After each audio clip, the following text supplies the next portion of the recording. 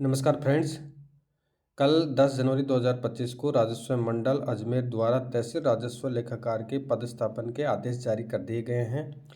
इनके वेरिफिकेशन का कार्य 8 तथा 9 जनवरी 2025 को किया गया था और उसके जस्ट दूसरे दिन ही राजस्व मंडल अजमेर द्वारा इनके पोस्टिंग ऑर्डर जारी कर दिए गए हैं और तथा आज 11 जनवरी 2025 को लगभग शाम तक जूनियर अकाउंटेंट के भी पोस्टिंग ऑर्डर डीटीए की वेबसाइट पर जारी कर दिए जाएंगे। उसका कार्य युद्ध स्तर पर अभी चल रहा है। ठीक है। अब इस ऑर्डर के माध्यम से बात करेंगे कि कितने लोगों को नियुक्ति दी गई है टीआरए में। तो इसमें टीआरए में 164 लोगों को नियुक्ति दी गई है, जबकि 198 पद आपके टोटल वैकेंसी है और जिसमें से 179 पदों का रिजल्ट जारी हो चुका है और 11 पदों का रिजल्ट फिर बाद में जारी हुआ है। तो यहाँ पे 164 लोगों को अभी पोस्टिंग दी गई है और जो बाकी कैंडिडेट है उनको जो भी उनके डॉक्यूमेंट्स में जो भी इशू है उनको दूर सोल आउट करके उनको भी जल्द पोस्टिंग दे दी जाएगी। अब इस ऑर्डर के माध्यम से क्रमांक संख्या दे रखी है, मेरिट क्रमांक दे रखा है, कैंडिडेट का रोल नंबर है, उसका वर्ग है और किस वर्ग में उसका चयन हुआ है, अभ्यर्थी का नाम तथा उसका कोरस्पॉन्डेंस पता है, जो उसकी डेट ऑफ बर्थ है, डीओबी है, गृह जिला उसका कौन सा है और पदस्थापन कार्यालय उसका किस जिले में किया गया है तथा लास्ट में अभ्यर्थी का फोटो है, यानी उसका फोटो है। देखिए, जैसे गृह जिला मान के चलो, जैसे फर्स्ट कैंडिडेट है, ये टॉपर है जूनियर अकाउंटेंट की वैकेंसी में, ये खुशहाल सिंह पुत्र श्री गणपत दान बालोतरा का है। ये कैंडिडेट जूनियर अकाउंटेंट भर्ती या टीआरई भर्ती में सबसे टॉपर है। ठीक है। तो इसका गृह जिला बाड़मेर है। तो इसका पदस्थापन कार्यालय जालोर में किया गया है, यानी नज़दीकी ज़िले में इसको पोस्टिंग दी गई है। ठीक है। तो इसमें कई कैंडिडेट को तो खुद के गृह जिले में पोस्टिंग मिली है और कई कैंडिडेट को, ज़्यादातर कैंडिडेट को आसपास के ज़िलों में या बाहर के ज़िलों में पोस्टिंग मिली है, क्योंकि जिन कैंडिडेट को पोस्टिंग सिर्फ उन्हीं को मिली है जिनके उसी रिलेवेंट ज़िले में अगर पोस्ट वैकेंट है तो उसको पास में मिला है, अन्यथा थोड़ा दूर उनको मिला है। ठीक है। यह कोई बड़ा इशू नहीं है कि आपको पोस्टिंग कहाँ मिली है, नौकरी है, कहीं भी आपको नौकरी करनी है। तो इसमें अब आपका जो जिला अलॉटमेंट कर दिया है, तो अब इस ज़िले में आपको कलेक्टर के माध्यम से आपको नियुक्ति दी जाएगी। जहाँ भी सीटें उस ज़िले में वैकेंट है, रेवेन्यू डिपार्टमेंट के जैसे उपनिवेशन विभाग है, तहसील है, उस संभागीय आयुक्त कार्यालय है और एक सेक्टर कलेक्ट्री है, वहाँ पे आपको पोस्टिंग दी जाएगी, यानी जिला कलेक्टर कार्यालय के माध्यम से आपको पोस्टिंग दी जाएगी और जहाँ भी सीटें उस ज़िले में वैकेंट है उसके अकॉर्डिंग आपको पोस्टिंग दे दी जाएगी।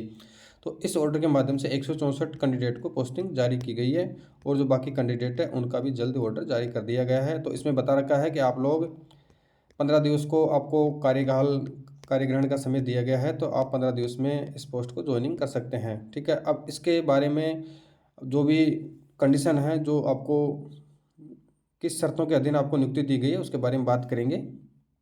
देखिए, फर्स्ट तो आप सभी को पता है कि ये राजस्थान सेवा नियम 1951 तथा राजस्थान अधिनियम लेखा संघ 1975 के अंतर्गत तहसील राजस्व लेखाकार की भर्ती आती है और उसमें जो परिवीक्षाधीन प्रशिक्षणार्थी है वो वित्त विभाग के आदेश क्रमांक, जब सातवां वेतन आयोग लगा था 30 अक्टूबर 2017 तथा 9 दिसंबर 2017 को सूची पत्र जारी किया गया था, उसके अकॉर्डिंग आपको पारिश्रमिक दिया जाएगा, यानी 23,700 रुपये आपको फिक्स पारिश्रमिक 2 वर्ष तक दिया जाएगा, जिसमें से आपका जो पैसा कटेगा आरजीएचएस का, वो पैसा इसमें माइनस हो जाएगा। और इसके अलावा ये एक रिट उच्चतम माननीय सुप्रीम कोर्ट में याचिका लगी हुई है प्रोविजन के रिगार्डिंग गोपाल कुमावत के बारे में, हालांकि उसके बारे में आप विश्वास नहीं रखें, उसका कुछ नहीं होगा। ठीक है।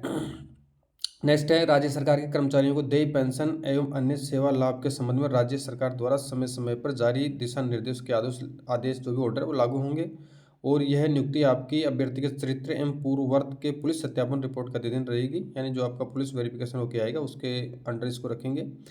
यदि किसी अभ्यर्थी का चरित्र प्रमाण पत्र संतोषजनक प्रमाणित नहीं पाया गया तो उसकी नियुक्ति आदेश निरस्त कर दिए जाएंगे। हालांकि ये कोई बड़ा इशू नहीं है, हालांकि किसी के होते नहीं है, ऐसा कोई रेयर केस में व्यक्ति पाया जाता है। नेक्स्ट पॉइंट की बात करें 5वें नंबर की, तो 2 वर्ष की परिवीक्षा अवधि संतोषपूर्ण होने पर आपको जो एफडी फाइनेंस डिपार्टमेंट का ऑर्डर है 30 अक्टूबर तथा 9 दिसंबर 17 को, उसके अकॉर्डिंग आपका जो पे मैट्रिक्स है L10 में आपको फिक्स कर दिया जाएगा, यानी 33,800 पर आपको फिक्स कर दिया जाएगा और नियमानुसार जो भी भत्ते होते हैं वो आपको दिए जाएंगे, लेकिन इसमें भत्ते सिर्फ विकलांग भत्ता दिया जाता है। ठीक है। और जो उसके अलावा जो भत्ते होते हैं, जैसे आपको कहाँ पे डिप्टेशन पे लगा रखा है या एक्स्ट्रा चार्ज है, वो भत्ते आपको दे दिए जाएंगे। और परिवीक्षा काल में आपको किसी प्रकार से कोई वार्षिक वेतन वृद्धि तथा अन्य भत्ते देय नहीं होंगे, जैसे डीए है, सीसीए है, ये आपको देय नहीं होंगे। ठीक है। टीए आपको दिया जा सकता है प्रोविजन काल में। अभ्यर्थी को राजस्थान राजस्व अधिनियम लेखा सेवा के नियम इतने के तहत परीक्षा उत्तीर्ण करना है। जब आपकी ट्रेनिंग लगी, वो ट्रेनिंग में आपको एग्जाम पास करना होगा। संस्थागत प्रशिक्षण के लिए प्रत्यक्ष आदेश जारी किए जाएंगे। और नेक्स्ट आपका 7 नंबर का पॉइंट है, वो विशेष रूप से आपको ध्यान में रखना है। अभ्यर्थी को राजस्थान राजस्व अधिनियम लेखा सेवा नियमों के अनुसार भविष्य में अनिवार्य प्रशिक्षण पर उपस्थिति देते समय नियमानुसार अनुबंध पत्र या बॉन्ड आपको नोटरी पब्लिक से प्रमाणित करके देना होगा। यानी आप जो भी पैसा आपकी ट्रेनिंग के ऊपर और प्रोविजन काल में आपके ऊपर जो सरकार खर्च कर रही है, अगर आप 2 वर्ष से पहले अगर नौकरी छोड़ते हैं तो आपको जो संबंधित राशि है बॉन्ड के रूप में आपको जमा करवानी होगी। नेक्स्ट है 8 नंबर का पॉइंट है, अभ्यर्थी को राजस्थान सेवा नियमों के नियम 10 के अनुसार जिला स्तर के राजकीय स्वास्थ्य अधिकारी या उसके उच्च स्तर के अधिकारी से स्वास्थ्य के संबंध में संतोषजनक स्वास्थ्य प्रमाण पत्र उपस्थिति के समय प्रस्तुत करना होगा, अन्यथा आपकी उपस्थिति को स्वीकार नहीं किया जाएगा। देखिए, आपको सभी कैंडिडेट को ज्वाइनिंग से पहले मेडिकल सर्टिफिकेट बनाना है। तो आपको किस प्रकार से बनाना है कि जिस जिले से संबंध रखते हैं उस जिले में जो भी एमओ है, चिकित्सक है, ठीक है, चिकित्सा अधिकारी से आपको एक सर्टिफिकेट मार्केट से लेके या स्टेशनरी की दुकान से लेके या आप डाउनलोड करके जो परफॉर्मा है मेडिकल का वो लेके जाना है। उसमें संबंधित एमओ द्वारा आपकी जांच की जाएगी, यानी आपका ब्लड टेस्ट किया जाएगा, आपका यूरिन टेस्ट होगा, वेट होगा, हाइट होगा और आपका जो एक्सेट्रा वीपी है वो सब चेक किए जाएंगे। उसके आधार पर आपको फिट और अनफिट किया जाएगा, ठीक है। फिट करने के पश्चात में आपको जो संबंधित जिले में आपकी पोस्टिंग मिलती है वहाँ के सीएमएचओ या पीएमओ यानी प्रमुख चिकित्सा अधिकारी तथा स्वास्थ्य पर मुख्य चिकित्सा स्वास्थ्य अधिकारी से आपको काउंटर साइन करवाने हैं। और फिर आपको वो ओरिजिनल कॉपी है वो जब आपकी ज्वाइनिंग होगी तो संबंधित जहाँ भी आपकी ज्वाइनिंग हो रही है जिले में, तो वहाँ पे आपको वो आपका जो ओरिजिनल सर्टिफिकेट है, मेडिकल सर्टिफिकेट आपको जमा करवाना होगा। और जो महिला कैंडिडेट है उनको किसी महिला चिकित्सक से सर्टिफिकेट बनवाना है, मेडिकल सर्टिफिकेट। और उसके पश्चात में सेम प्रक्रिया जो मेल कैंडिडेट की जाती है, सीएमएचओ या पीएमओ से आपको काउंटर साइन करवाने हैं। आपका नेक्स्ट पॉइंट है 9 नंबर का, अभ्यर्थी को कार्यग्रहण के समय निम्नलिखित शपथ पत्र प्रस्तुत करने पर ही उनकी उपस्थिति को स्वीकार किया जाएगा। यानी टीआरए में जो कैंडिडेट ज्वाइनिंग करेगा उसको ये शपथ पत्र तैयार करना उनके लिए अति आवश्यक है। तो यानी फर्स्ट आपको तैयार करना है, सत्यनिष्ठा संबंधी शपथ पत्र देना है, दहेज के रिगार्डिंग आपको देना है, धूम्रपान या मद्यपान संबंधी आपको देना है, चरित्र सत्यापन हेतु प्रपत्र एमए उक्त 4 शपथ पत्र 50 रुपये के नॉन जुडिशियल स्टाम्प पेपर पर आपको प्रस्तुत करना होगा। नेक्स्ट बात करें, अभ्यर्थियों को परिवीक्षा काल में विहित विभागीय परीक्षा उत्तीर्ण करनी होगी। परिवीक्षा काल में विभागीय परीक्षा उत्तीर्ण नहीं करने की स्थिति में अथवा राज्य सरकार द्वारा अन्यथा आवश्यक समझे जाने पर परिवीक्षा की अवधि स्वविवेकानुसार बढ़ाई जा सकती है।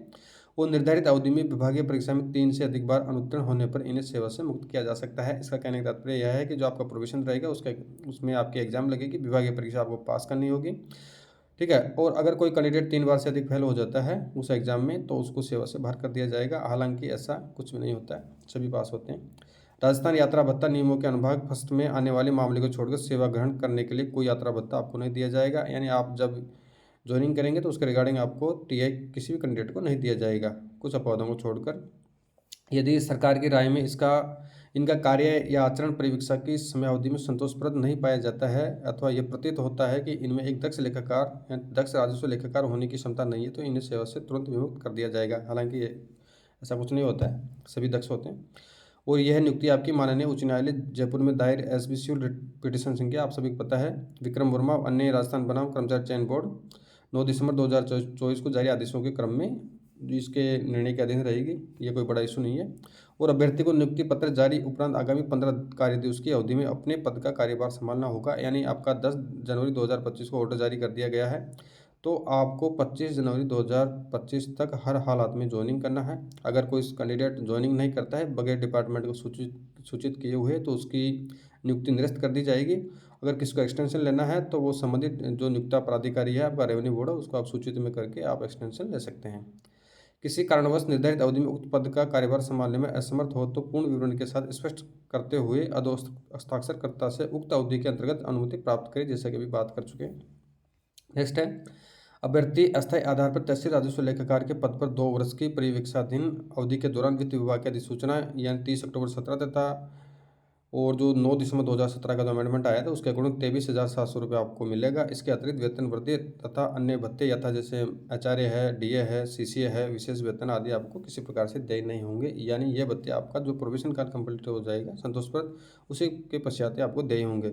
2 वर्ष की परिवीक्षा प्रशिक्षण अवधि में संतोषजनक सेवा पूर्ण करने के उपरांत ही इनका वेतन निर्धारण का कार्य किया जाएगा, जो यानी एफडी रूल्स 30 अक्टूबर 17 का जो ऑर्डर है परिवीक्षा प्रशिक्षण अवधि में अन्य सुविधा या अवकाश आदि राजस्थान सेवा नियमों के संशोधित प्रावधानों के अनुसार आपको देय होंगे। इसके अलावा अभ्यर्थी के दस्तावेज में आपराधिक प्रकरण छुपाए जाने की स्थिति में नियुक्ति स्वतः ही निरस्त मानी जाएगी एवं नियमानुसार आपराधिक एवं विधिक कार्रवाई अमल में लाई जाएगी। यानी अगर किसी कैंडिडेट के खिलाफ क्रिमिनल केसेज अगर किसी के खिलाफ है तो उनको जो भी आपका अटेंशन फॉर्म है उसमें स्पष्ट रूप से आपको मेंशन करना है। अगर आप मेंशन नहीं करते हैं और बाद में डिपार्टमेंट को पता चलता है तो आपके खिलाफ आपराधिक कार्रवाई की जाएगी।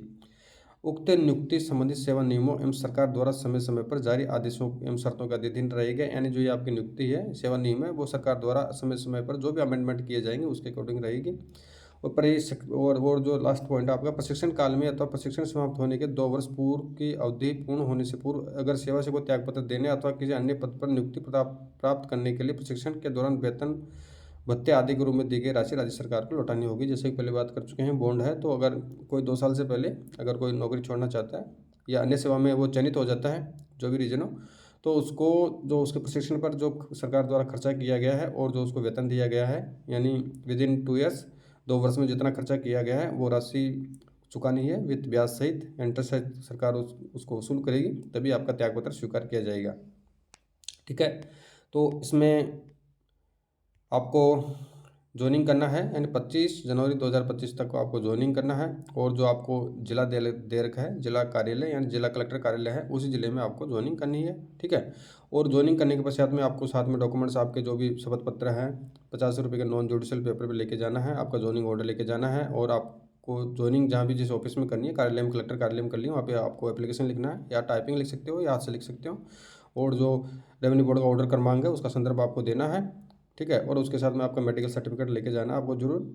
और हो सकता है अगर आप आपके जो भी डॉक्यूमेंट्स हैं उनको लेके फोटोकॉपी उनके अगर लेके जाना चाहें तो ले जा सकते हैं, हालांकि इसका कोई इशू नहीं है। और आपको जैसे आप ज्वाइनिंग करते हैं तो उसकी कॉपी मेल के माध्यम से आपको रेवेन्यू बोर्ड को भिजवानी होगी, या जो संबंधित डिपार्टमेंट है जहाँ पे आपका नियुक्ति होगी वो आपकी नियुक्ति रेवेन्यू बोर्ड को भिजवा देंगे। और उसके रिगार्डिंग आपको क्या नवनियुक्त तहसील राजस्व लेखाकार को उनके कार्यग्रहण की दिनांक से 1 सप्ताह तक जिला स्तर पर सहायक राजस्व अधिकारी यानी जो आपका ARO फर्स्ट होता है और ARO सेकंड होता है जो भी उपलब्ध हो उसके पर्यवेक्षण में आपको 7 दिवस तक रखा जाएगा। यानी आपको जो भी डिपार्टमेंट की नॉर्मल प्रोसीजर होती है वो सिखाई जाएगी, उसके पश्चात में आपको कार्यभार अलॉटमेंट कर दिया जाएगा। ठीक है, और आपको विशेष रूप से एक ध्यान रखना है कि अभ्यर्थी राज्य सेवा में प्रथम नियुक्ति पर होने से निर्धारित प्रपत्र में जो अचल संपत्ति है IPR आपको ब्यौरा भरकर मंडल कार्यालय को प्रस्तुत करना होगा। ठीक है, तो सभी साथियों को बधाई जिन साथियों को नियुक्ति पत्र जारी हो चुके हैं, यानी लगभग 164 कैंडिडेट को नियुक्ति पत्र जारी किए जा चुके हैं। तो सभी साथी आज 11 जनवरी 2025 हो चुका है, संडे का आपका हॉलीडे रहेगा और मंडे से आप लोग ज्वाइनिंग कर सकते हैं, यानी 13 जनवरी 2025 से आप हर हालत में ज्वाइनिंग कर लें। ठीक है, और आपका 15 दिवस का टाइम है। अगर कोई एक्सटेंशन लेना चाहता है तो वो डिपार्टमेंट को सूचित करते हुए अपना एक्सटेंशन भी ले सकता है, वो आपकी इच्छा के ऊपर डिपेंड करता है कि आपकी स्थिति क्या है, आप कब ज्वाइनिंग करना चाहते हैं। ठीक है साथियों, और जो जूनियर अकाउंटेंट की बात है, जूनियर अकाउंटेंट का ऑर्डर जल्द ही अभी शाम तक जारी हो जाएगा, यानी इनका भी आज ही पोस्टिंग ऑर्डर जारी कर दिया जाएगा DT की वेबसाइट पर। और जैसे ही पोस्टिंग ऑर्डर जारी किया जाएगा तो जूनियर अकाउंटेंट के रिगार्डिंग एक पर्सनल वीडियो सेपरेट वीडियो बनाएंगे। Thank you.